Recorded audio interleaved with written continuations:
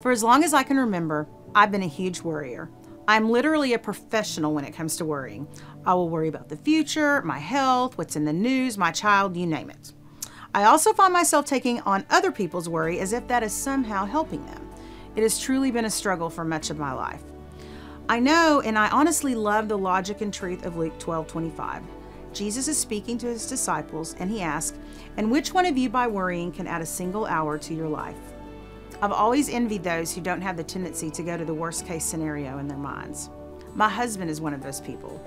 When I start going down my rabbit hole, he will often say, "Shelley, how many of your worries have ever actually ended up coming true?" Usually I want to go right back at him with, "Stop being so sensible." It's so hard though when you're in that pit to think rationally. Going back to the certainty and logic of Luke 12:25, worrying simply gets you nowhere. God gave us a mind to reason, and his word shows us that all worry is rooted in fear and the illusion of control. I know that he doesn't want us to spend our days enslaved in anxiety, yet there have been so many seasons in my life that I have been. Something that has helped me deal with this is simply the act of remembering.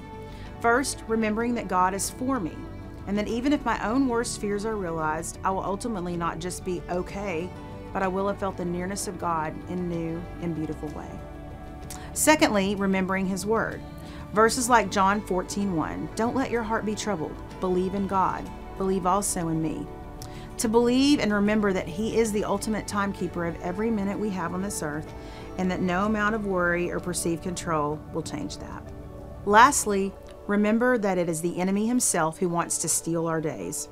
In many cases, for me at least, he does that by keeping me anxious and unable to focus.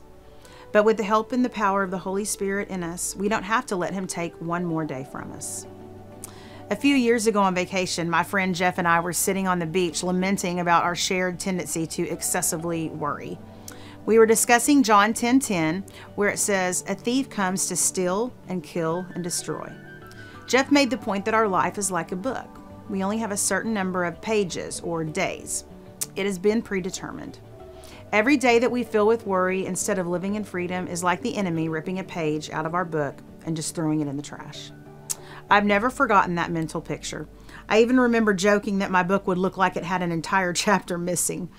But now, as I get older, I am more aware of this cycle and more determined than ever to not surrender another one of my precious days here on earth to worry. I have the power of the Holy Spirit to make sure that the rest of my pages stay intact. Every day is a gift. Don't throw even one away on worry. Believe God. He is for you, he is able, and he's got this, whatever it is.